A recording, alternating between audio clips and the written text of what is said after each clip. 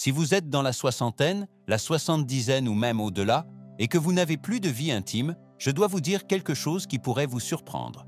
Il ne s'agit pas seulement de plaisir. Il s'agit de votre cœur, de votre cerveau, de votre lien avec la vie elle-même. Et si personne ne vous l'a jamais dit, alors permettez-moi d'être le premier à le faire. Renoncer à l'intimité, c'est peut-être laisser votre santé, votre énergie et même votre raison d'être vous échapper en silence. Je m'appelle Dr Marc. Cela fait plus de 30 ans que j'aide des hommes et des femmes à retrouver leur bien-être après 60 ans.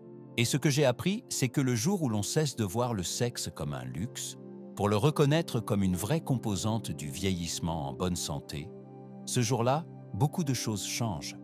Peut-être que vous vous dites « c'est trop tard pour moi », que cette partie de votre vie est finie. Mais la vérité, c'est qu'il y a 4 conséquences précises, réelles, physiques, émotionnelles, et elles commencent à apparaître dès que l'intimité disparaît. Le plus souvent, on ne les découvre que lorsqu'il est déjà trop tard. Mais la bonne nouvelle, c'est qu'il n'est jamais trop tard pour rallumer cette part de vous. Dans cette vidéo, je vais vous montrer comment faire. Et dans un instant, nous allons commencer par la conséquence la plus étonnante de toutes. Mais juste avant cela, si vous ne l'avez pas encore fait, je vous invite à vous abonner à cette chaîne et à activer la cloche pour ne manquer aucune des prochaines vidéos qui vous aideront à vivre plus fort, plus longtemps et plus connecté aux autres. Et si ce message vous parle, tapez 1 dans les commentaires. Sinon, tapez 0 pour m'aider à mieux comprendre comment je peux vous accompagner dans votre parcours. Maintenant, parlons de la première conséquence, et peut-être la plus sous-estimée, de la perte d'intimité après 60 ans. Comment elle commence, discrètement, à affecter votre cerveau, votre mémoire, et même la façon dont vous percevez la vie. Premièrement, votre cerveau commence à vieillir plus vite que prévu. Je me souviens encore d'un patient que j'ai suivi il y a plusieurs années. Il s'appelait Michel, avait 72 ans, ancien professeur de mathématiques à la retraite. Il est venu me voir parce qu'il se plaignait de perte de mémoire. Il oubliait des prénoms, avait du mal à se concentrer. Et il m'a dit « Docteur, je ne me sens plus aussi vif qu'avant. À première vue, rien d'anormal, aucun signe de démence, aucun problème médical particulier. » Mais après quelques échanges honnêtes, Michel m'a confié un détail qui m'a marqué. Depuis le décès de sa femme, il n'avait plus eu de vie intime, pas une seule fois, pendant près de 5 ans. Et ce détail, beaucoup de gens ont tendance à le minimiser. Pourtant, la science et mon expérience disent autre chose. Quand l'intimité sexuelle disparaît, le cerveau perd l'une de ses plus grandes sources de stimulation.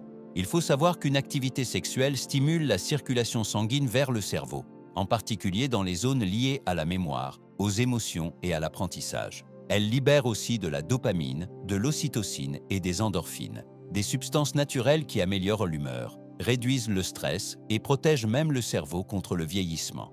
Mais sans cette stimulation, sans ce relâchement, le cerveau commence à ralentir. La concentration baisse, l'énergie diminue et surtout, les risques de déclin cognitif, voire de démence précoce, augmentent. Attention, je ne dis pas que le sexe est une solution miracle, mais quand il est absent pendant des mois, voire des années, le cerveau est privé d'une expérience profondément humaine qui nourrit la vitalité. Ce n'est pas une question de performance, ni une affaire de jeunesse. C'est une question de lien. L'intimité, quelle qu'elle soit, par le toucher, la proximité ou l'expression sexuelle, aide à maintenir le cerveau engagé et les circuits émotionnels actifs. Sans elle, beaucoup de gens commencent à se replier sur eux-mêmes. Ils deviennent moins sociaux, moins curieux, parfois même moins motivés à prendre soin de leur santé.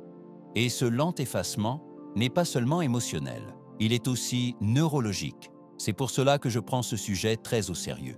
Parce qu'une fois que le déclin s'installe, il devient très difficile à inverser.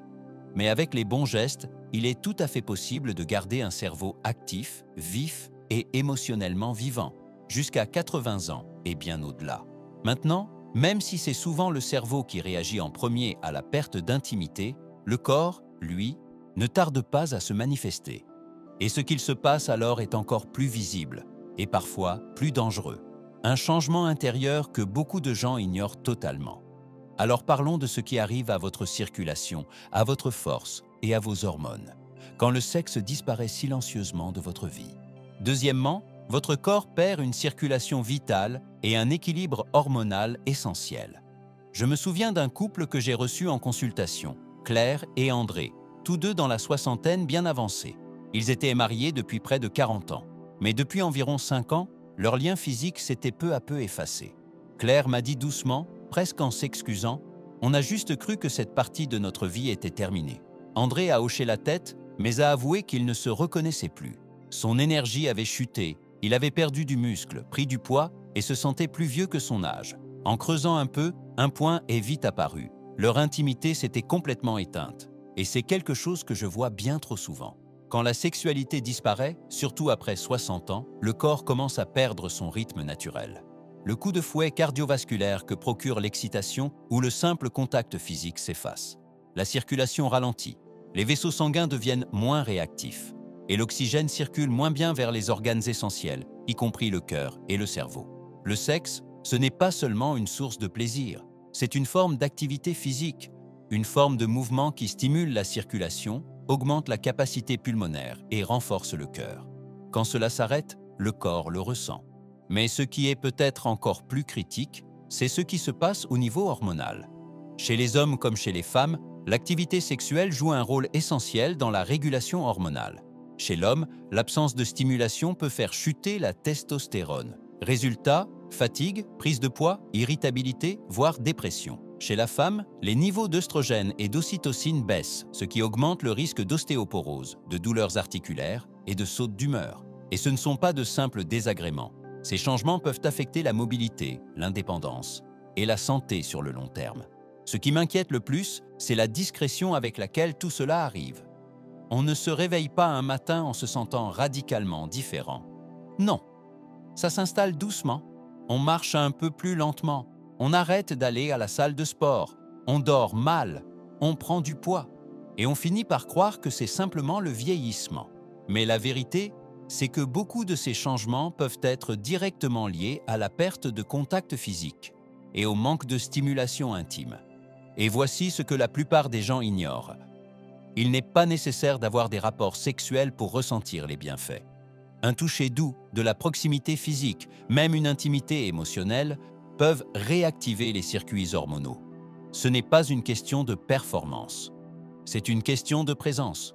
Mais plus on s'en éloigne, plus il devient difficile de retrouver l'équilibre. Et aussi dangereux que puissent être ces changements physiques, ils ne sont rien comparés à la perte la plus profonde de toutes. Car lorsque l'intimité disparaît, ce n'est pas seulement votre corps qui le ressent. C'est votre identité, votre lien aux autres, votre estime de vous-même. Et chez beaucoup de personnes âgées, cette douleur silencieuse est bien plus profonde qu'ils ne l'admettront jamais. Alors maintenant, voyons ce qu'il se passe dans votre couple et en vous-même quand la sexualité s'éteint peu à peu. Si vous êtes encore en train de regarder cette vidéo et que vous trouvez ces conseils utiles, tapez le chiffre 2 en commentaire pour me dire que vous êtes toujours là. Et si vous n'êtes pas encore abonné, pensez à vous abonner et à activer la cloche pour ne manquer aucune vidéo. Votre soutien nous permet de continuer à créer du contenu utile pour vous informer et vous inspirer. Passons à la suite. Troisièmement, votre relation et votre estime personnelle peuvent souffrir en silence. Il existe une forme de silence que je vois trop souvent chez les couples qui sont ensemble depuis des décennies. Un silence qui s'installe entre eux. Pas bruyant, pas agressif, mais lourd. Un jour, j'étais en consultation avec une femme de 74 ans, Monique, dont le mari avait survécu à un cancer. Les traitements avaient été éprouvants. Et dans ce processus, leur intimité s'était arrêtée. Elle m'a regardé et m'a dit « Je ne veux pas qu'il se sente obligé, mais son contact me manque. » Ses yeux se sont embués et elle a murmuré « Ce qui me manque, c'est de me sentir comme sa partenaire, pas seulement comme son aide-soignante. » Cette distance silencieuse, émotionnelle, physique, jamais vraiment exprimée, peut lentement détisser même les liens les plus solides. Quand l'intimité disparaît, même pour des raisons légitimes, on arrête souvent de faire le premier pas, d'oser, de croire qu'on peut encore plaire. Ce qui reste, c'est une forme étrange de solitude. Pas simplement être seul, mais se sentir invisible, même en présence de quelqu'un qui vous connaissait autrefois mieux que personne. Avec le temps, cette solitude peut se transformer en ressentiment, en honte ou en insécurité profonde. L'un pense que l'autre n'a plus de désir, l'autre se sent coupable, frustré ou inquiet. Mais la plupart n'en parlent pas. Ils s'adaptent, et peu à peu, ce qui était vivant devient mécanique. Deux personnes bienveillantes qui vivent ensemble, mais qui ne sont plus vraiment connectées. Et si vous êtes seul, ce que je dis là est tout aussi vrai. Quand on cesse de croire qu'on mérite la tendresse ou la proximité, on commence à rétrécir. Pas seulement dans le désir, mais dans ce qu'on est. On perd cette part de soi qui a besoin de se sentir désiré, enlacé, important. Cette érosion de l'estime de soi n'apparaît sur aucun bilan sanguin, mais elle peut voler des années à votre vie et de la joie à vos journées. Ce qui m'inquiète le plus, c'est que ces dégâts sont invisibles. On peut être entouré de sa famille et se sentir affamé émotionnellement. On peut aimer son conjoint et ne plus se sentir désiré. Et petit à petit, ce vide peut conduire à la dépression, à l'anxiété, à l'isolement, voire à un réel déclin de la santé. Parce que le cœur humain n'a pas été conçu pour vivre sans lien. Mais voici la vérité la plus forte que je peux vous partager. Rien n'est figé. Même de petits gestes de tendresse, d'ouverture ou de vulnérabilité peuvent rebâtir des ponts. J'ai vu des couples dans la soixante-dizaine rire à nouveau, se séduire, retomber amoureux, non pas parce que leur corps était parfait, mais parce qu'ils ont osé se tendre la main. Et pourtant, malgré le poids émotionnel de tout cela, ce n'est peut-être pas encore le plus grave. Car quand l'intimité disparaît, ce ne sont pas seulement le cerveau, le corps ou le cœur qui sont en jeu. C'est peut-être aussi votre espérance de vie qui en souffre. Laissez-moi vous expliquer ce que dit la science. Quatrièmement, vous pourriez raccourcir votre vie sans même le savoir. Je me souviens d'un homme que j'ai suivi. Il s'appelait Henri. Il avait 81 ans. Il était fier, indépendant et toujours aussi vif d'esprit. Mais ce qui m'a le plus marqué chez lui, ce n'était pas sa tension artérielle ni son rythme cardiaque. C'était cette impression de vie, de présence qu'il dégageait. Il semblait tout simplement plus vivant que la plupart des gens de son âge. Quand je lui ai demandé ce qui, selon lui, le tenait debout, il a souri et m'a dit « Je flirte encore avec ma femme chaque matin. On s'enlace chaque soir. Et parfois, il a ri, on fait encore l'amour. » Ce n'était pas l'acte qui comptait, c'était la connexion, l'étincelle, la joie de se sentir pleinement humain. Ce qu'Henri savait, peut-être sans le formuler, c'est quelque chose que la science a prouvé encore et encore. Une intimité régulière, quelle qu'en soit la forme, est associée à une vie plus longue. Je ne parle pas ici de performance extrême ni d'attente de jeunesse.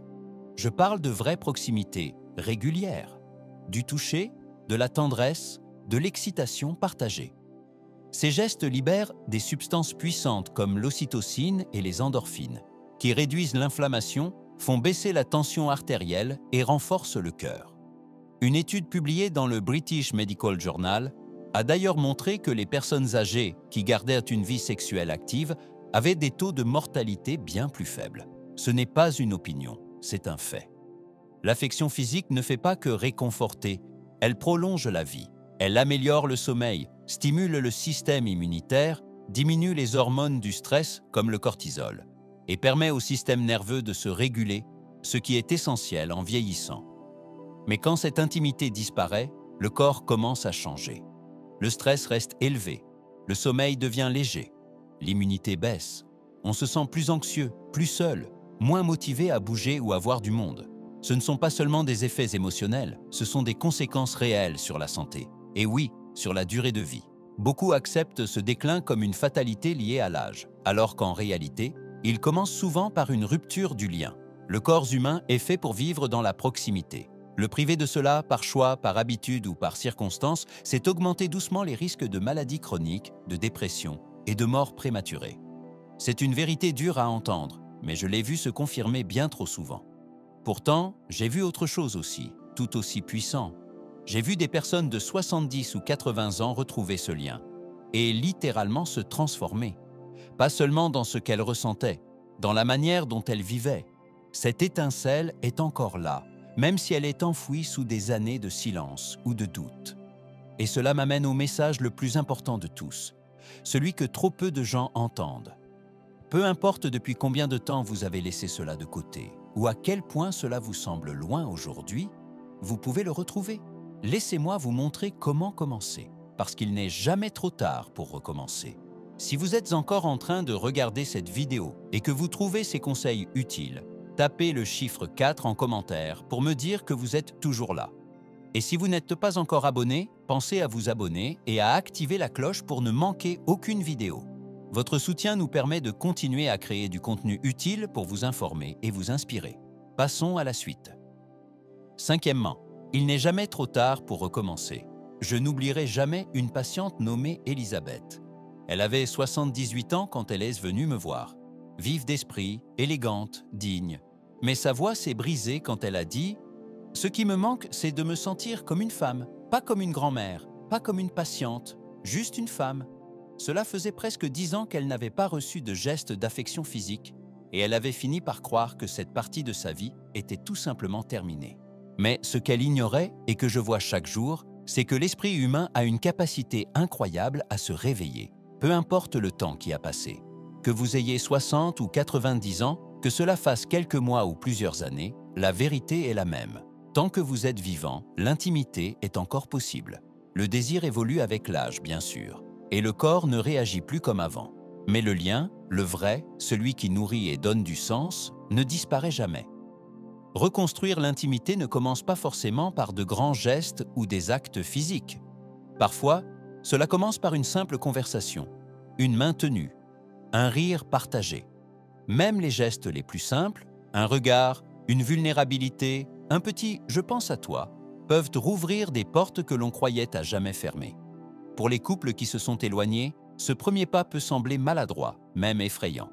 Mais chaque fois que j'ai vu quelqu'un le faire, le résultat a été le même. Plus léger, plus vivant, plus proche qu'il ne l'avait en été depuis des années. Et si vous êtes seul, veuf ou simplement isolé, ne croyez pas que ce message n'est pas pour vous. La reconnexion peut aussi commencer avec vous-même. Votre corps mérite encore des soins. Votre cœur a encore de la place pour la joie, le contact, la compagnie. Que ce soit par le toucher thérapeutique, des amitiés profondes ou l'ouverture à un futur amour, le chemin est toujours possible. La vraie question n'est pas « est-ce que je peux le retrouver ?» La vraie question c'est « suis-je prêt à essayer ?» J'ai accompagné des centaines de personnes qui pensaient que leur temps était passé. Certaines étaient malades, d'autres pleines de honte, de peur ou de distance accumulée. Mais quand elles se sont donné la permission d'essayer, sans pression, sans attente, quelque chose s'est rallumé. Leur énergie a changé, leur santé s'est améliorée. Et plus que tout, elles ont commencé à se sentir elles-mêmes à nouveau. Vous n'êtes pas trop vieux, vous n'êtes pas trop loin. Votre histoire n'est pas finie. Et le prochain chapitre pourrait bien être le plus épanouissant de tous. Alors la seule vraie question maintenant, c'est si un seul petit pas pouvait ramener la vitalité, la joie et le lien profond, qu'est-ce qui vous empêcherait de le faire? Terminons avec cette vérité que j'espère vous voir garder pour le reste de votre vie. Sixième point.